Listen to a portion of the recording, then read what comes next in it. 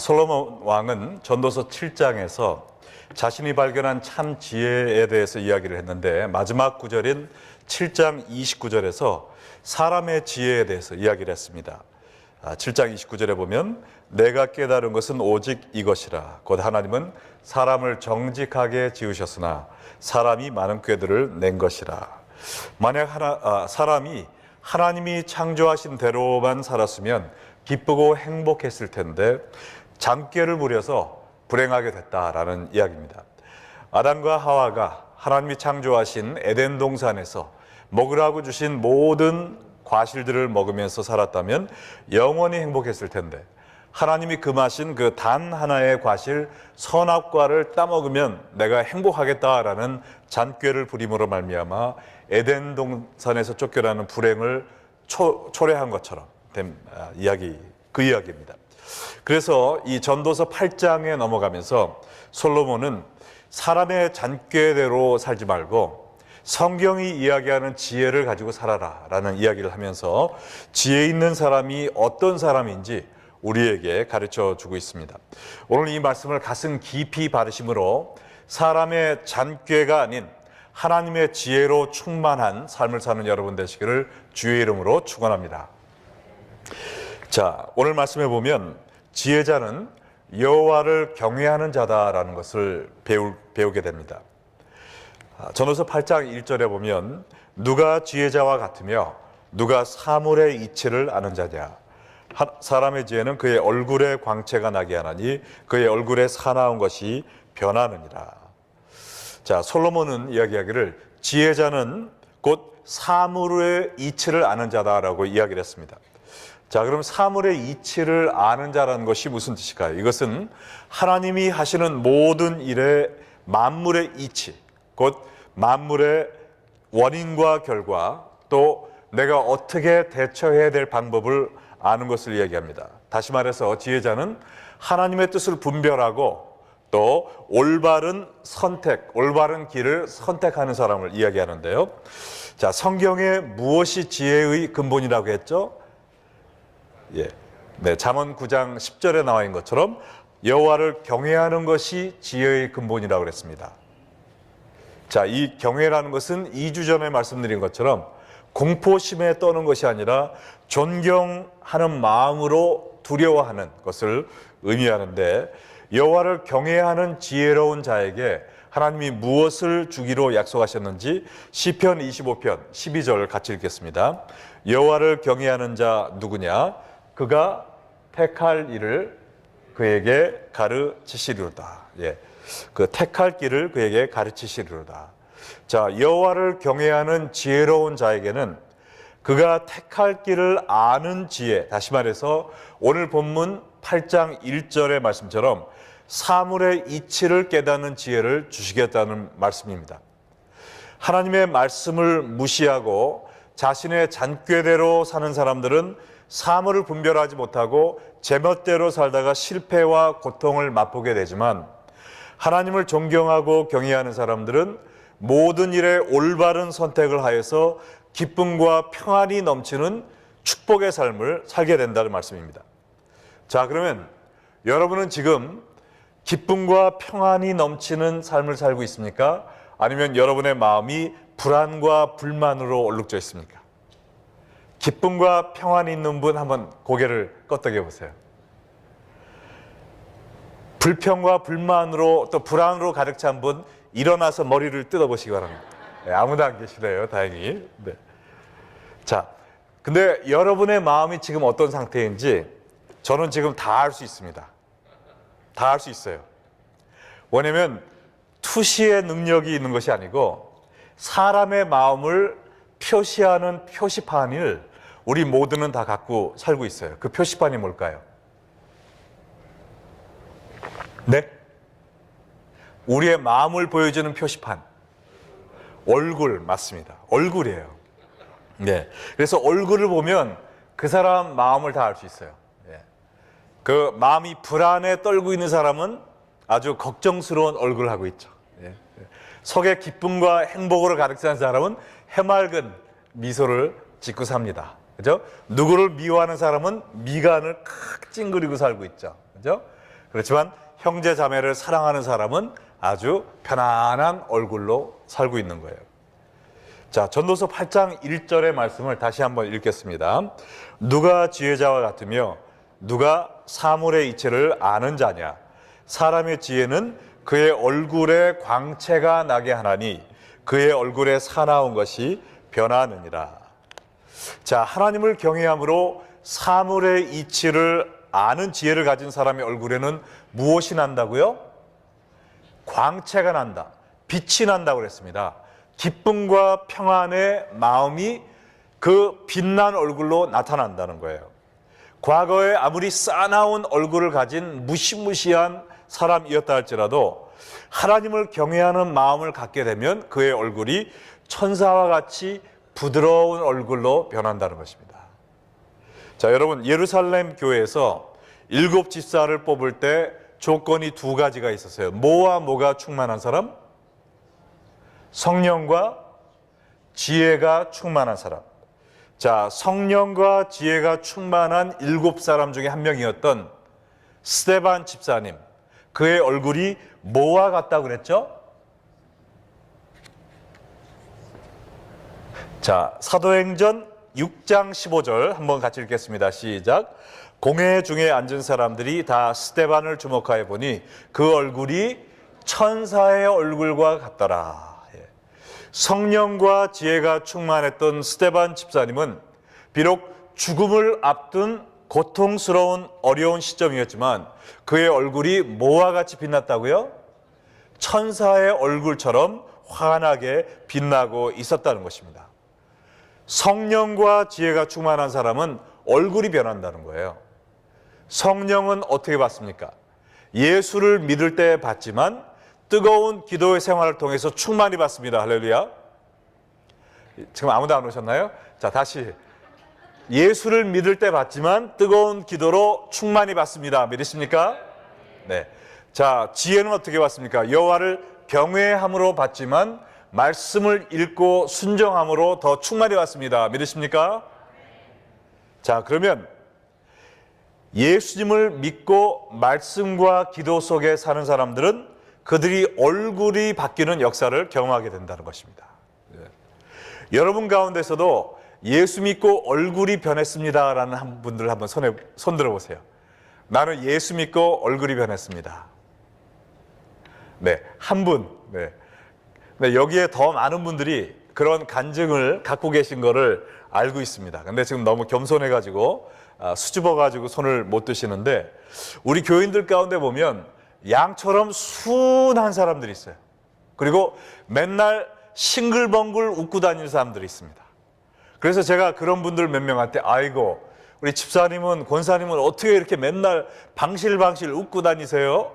물어봤을 때 그분들 가운데 이런 말 해주는 사람이 있어요. 목사님, 저는요 옛날에 정말 싸납고 성격이 못된 사람, 화만 내는 사람이었습니다. 그러나 예수 믿고 제 성격이 변해버렸습니다. 제 얼굴도 변해버렸습니다. 그런 간증을 한 분들이 많이 있습니다. 여러분 가운데도 그런 분들 알고 계시죠? 네, 네. 아마 여러분 자신도 그런 사람 중에 한 분일 거예요. 자, 이 말이 무슨 말이냐? 중요한 말인데요. 그리스도인들은 자신의 얼굴을 책임져야 된다는 것입니다. 자신의 얼굴을 책임져야 돼요. 비싼 화장품을 발라서 피부를 탱탱하게 만들란 말이 아닙니다. 우리 기독교인들의 화장품은 따로 있어요. 뭐냐? 성령과 지혜입니다. 날마다 성령과 지혜로 우리의 마음을 충만히 채우면 우리의 얼굴이 환하게 빛난다는 거예요. 그게 우리 기독교인의 화장품입니다. 할렐루야. 돈도 안 들어요. 아마존닷컴에서 주문할 필요도 없습니다. 신앙생활만 잘하면 돼요.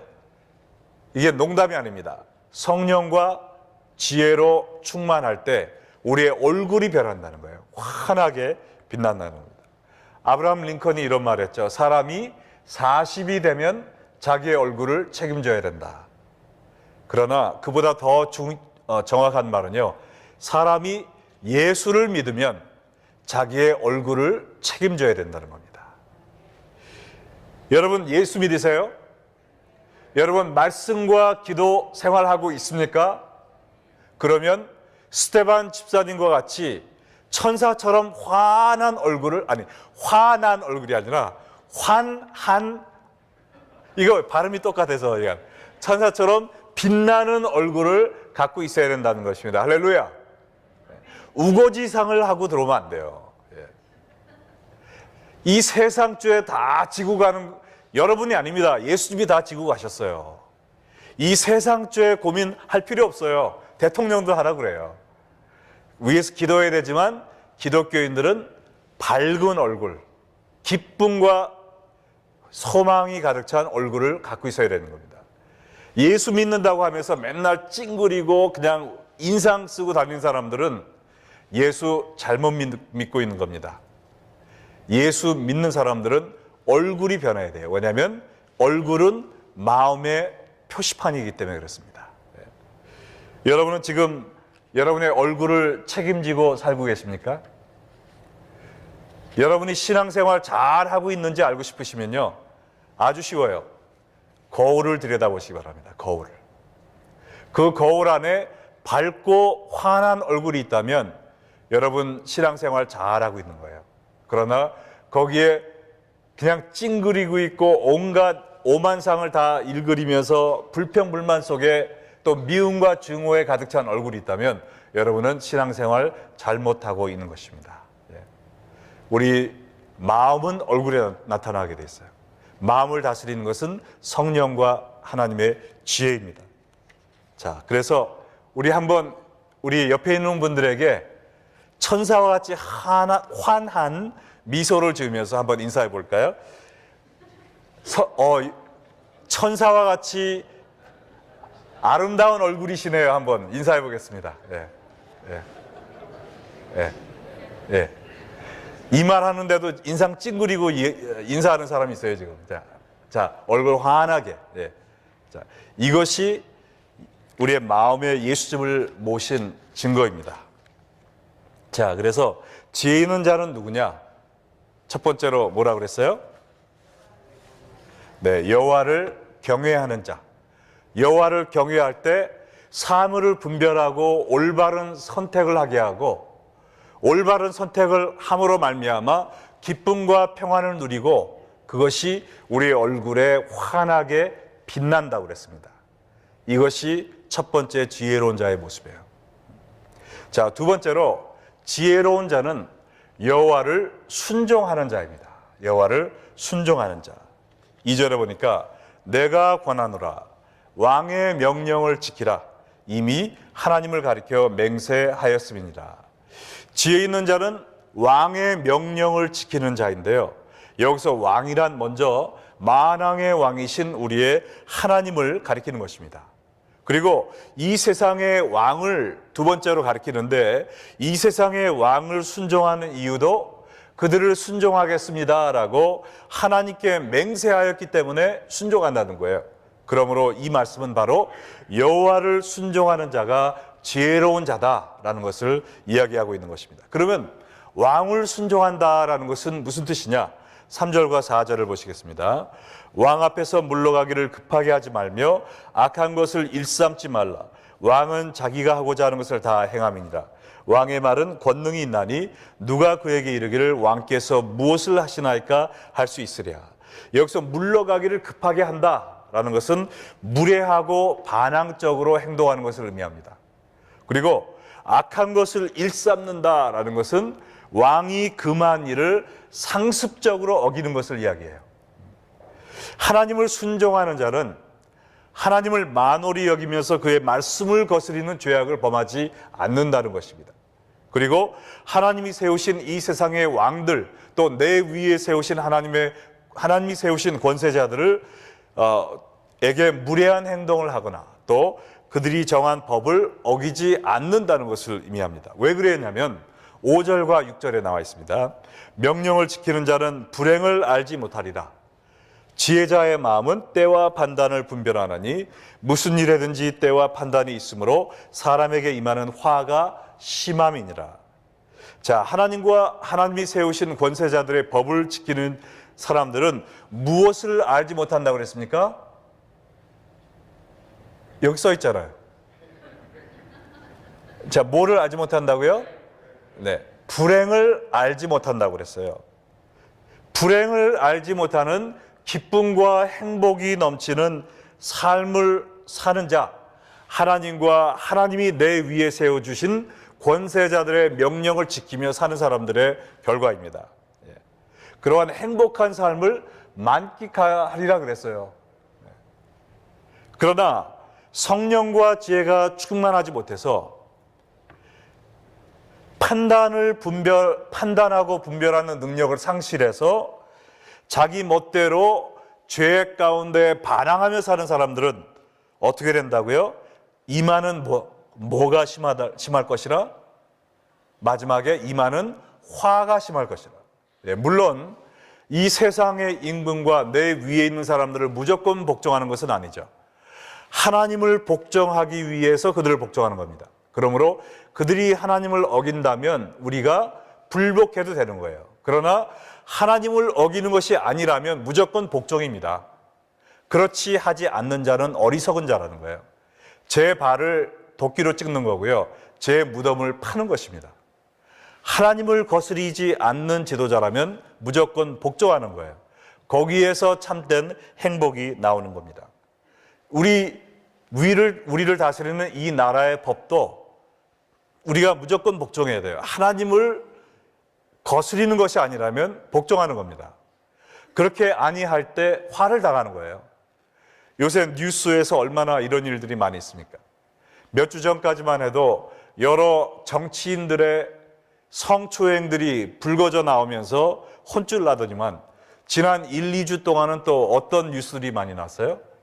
또 이 미국의 언론계에 있는 사람들의 성추행이 발각되어서 직장에서 쫓겨나고 수십 년 동안 공든 탑이 와르르 무너지는 그런 화를 당하지 않았습니까? 이번 주에는 우리 한국 사람들도 잘 알고 올림픽 때마다 커버하면서 세계적인 명성을 누리던 그 맷 라워라는 그 방송인, 저도 얼굴은 알았지 이름은 몰랐거든요. 근데 사진 보고 그 사람인 걸 보고 깜짝 놀랐어요. MBC의 간판 앵커인 그 사람도 성추행 상습적인 것이 드러나가지고 하루아침에 잘렸습니다. 자기의 멋대로 이 나라의 법을 무시하고 살다가 단칼에 날아가서 시궁창에 빠지고 만 거예요. 그 사람을 정죄하고자 이렇게 얘기하는 것이 아니고 그 사람의 이야기가 바로 우리의 이야기도 될 수 있다는 것이죠. 우리가 하나님을 만홀히 여기고 또 우리 위에 있는 사람들을 우습게 여기고 그들의 법을 따르지 않고 살다가는 우리도 하루아침에 이러한 화를 당하고 인생이 파멸되는 날이 올 것이라는 것입니다. 하나님은 우리가 망하는 것을 원하실까요? 원치 않으실까요? 너무 힘든 질문을 드렸습니까? 원하실까요? 원치 않으실까요? 원치 않으시죠? 죄인들을 향한 하나님의 음성을 들어보시겠어요? 이사야서 48장 18절과 22절입니다. 다 같이 읽어볼까요? 내가 나의 명령에 주의하였더라면 내 평강이 강과 같았겠고 내 공의가 바다 물결 같았을 것이며 여호와께서 말씀하시되 악인에게는 평강이 없다 하셨느니라. 하나님의 명령에 주의하고 순종하는 사람은, 우리 옛날에 이런 찬송 불렀잖아요. 내게 강 같은 평화. 기억하세요? 그게 바로 우리 딸 이름입니다. 강평화. 강 같은 평화. 정말 이 성경에 나온 이름이에요. 하나님을 순종하는 사람은 강 같은 평화를 누리게 될 것이었는데, 그러나 악을 행함으로 악인에게는 평강이 없고 그 대신 어둠과 형벌을 당하게 되었다라고는 하나님의 한탄하는 모습이 보이지 않으십니까? 이 말씀이 여러분과 저를 향한 말씀이 아니기를 간절히 소망합니다. 여러분 가운데 혹시 하나님을 만홀히 여기고 이 나라의 법을 우습게 여기고 죄악 가운데 살고 있는 분이 있다면 하나님의 형벌이 임하기 전에 오늘 회개하고 돌아서시기를 주의 이름으로 부탁드립니다. 마지막으로 지혜자는 누구냐? 여호와를 의지하는 사람이란 것입니다. 여호와를 의지하는 사람이다. 7절과 8절 말씀 보시면 사람이 장래의 일을 알지 못하나니 장래의 일을 가르칠 자가 누구랴? 바람을 주장하여 바람을 움직이게 할 사람도 없고 죽는 날을 주장할 사람도 없으며 전쟁할 때를 모면할 사람도 없으니 악이 그의 주민들을 건져낼 수 없느니라. 이 말은 한마디로 지혜로운 자는 주제 파악을 잘하는 사람이다라는 것입니다. 주제 파악을 잘하는 사람이다. 자신이 얼마나 약하고 부족한 자를 인정하고 하나님만을 의지하며 사는 사람이라는 것이죠. 인간이 얼마나 미련합니까? 한치 앞을 내다볼 수가 없어요. 장래 일을 알 수가 없습니다. 그리고 바람을 움직이게 할 사람이 없다라는 말에서 바람은 생기를 의미합니다. 루아크, 하나님이 진흙으로 사람을 지으시고 코에 생기를 불어넣으시니 생명이 되었다라고 이야기하지 않았어요? 그러므로 바람이 언제 왔다 언제 간지 몰라요. 우리 코에 있는 생기가 언제 떠나 우리가 죽게 될지 모른다는 거예요. 오늘도 제 친구 목사님이 폐암으로 고비를 지금 맞고 있는 중마고가 있다고 위에서 좀 기도해 달라고 아는 목사님들한테 이 메시지를 보내셨어요. 그래서 그 메시지를 받고 저도 함께 기도했는데 잠시 후에 다시 메시지가 왔습니다. 아쉽게도 그분이 젊은 나이에 하나님의 부르심을 받았다는 거예요. 우리 중 어느 누구도 언제 하나님의 부르심을 받을지는 모릅니다. 세상에 오는 순서는 있어도 가는 순서는 없다고 얘기하잖아요. 오늘이 될지 내일이 될지 모르는 겁니다. 그러한 촛불 같은 존재가 어떻게 내 고집을 피우고 내 생각이 최고다라고 그러한 교만한 말을 하고 살 수가 있습니까? 전쟁할 때를 모면할 사람도 없다라는 것은 전쟁이 일어날 때 피할 수 있는 사람도 없다는 거예요. 바로 며칠 전에 북한에서 이제는 미국 워싱턴 DC까지 폭격할 수 있는 대륙간 탄도 미사일 시험에 성공하지 않았어요? 예전엔 미국도 안전지대가 아니라는 것이죠. 미국도 발등에 불이 떨어졌습니다. 트럼프의 별장까지 폭격할 수 있는 그러한 폭격력을 북한이 갖췄습니다. 세계 3차 전쟁이 언제 일어날지 모르는 거예요. 하루하루 사는 것입니다. 우리가 1년, 2년, 3년을 계획하고 살 수가 없는 거예요. 하나님께 맡기고 하루하루 오직 하나님만 믿고 사는 것입니다. 그것이 바로 지혜자의 모습이라는 것이죠. 내가 계획했으니까, 내가 이 정도 재산 모아놨으니까, 내 사업 이렇게 놨으니까, 애들 잘 키워놨으니까, 공부 다 시켜놨으니까 이제 다 걱정 없겠지. 한치 앞을 볼 수 없다는 겁니다.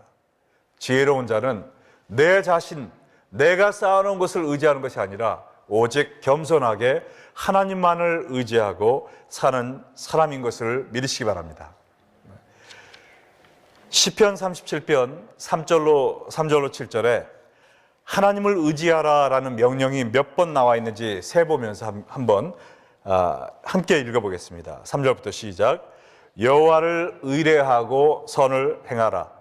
땅에 머무는 동안 그의 성실을 먹을거리로 삼을지어다. 또 여호와를 기뻐하라. 그가 내 마음의 소원을 내게 이루어 주시리라. 내 길을 여호와께 맡기라. 그를 의지하면 그가 이루시고 내 의를 빛같이 나타내시며 내 공의를 정오의 빛같이 하시리로다. 여호와 앞에 잠잠하고 참고 기다리라. 자기 길이 형통하며 악한 꾀를 이루는 자 때문에 불평하지 말지어다. 네 번이잖아요. 3절에 여호와를 의뢰하라. 5절에 내 길을 여호와께 맡기라. 5절에 여호와를 의지하면 7절에 여호와 앞에 잠잠하고 참고 기다리라. 네 번이나 연거푸 여호와를 의지하라라고 말씀하고 계십니다. 그러면 하나님이 어떻게 해주신다고요? 하나님의 약속이 몇 번 있는지 또 보겠습니다. 4절에 보니까 그가 내 마음의 소원을 이루어 주시리라. 5절에 그가 이루시고 6절에 내 의를 빛과 같이 나타내시며 또 6절 하반부에 내 공의를 정오의 빛같이 하시리라. 4번이에요. 우리가 하나님을 의지할 때마다 하나님께서 여러분을 그의 강한 오른팔로 보호해 주시고 인도해 주실 것입니다.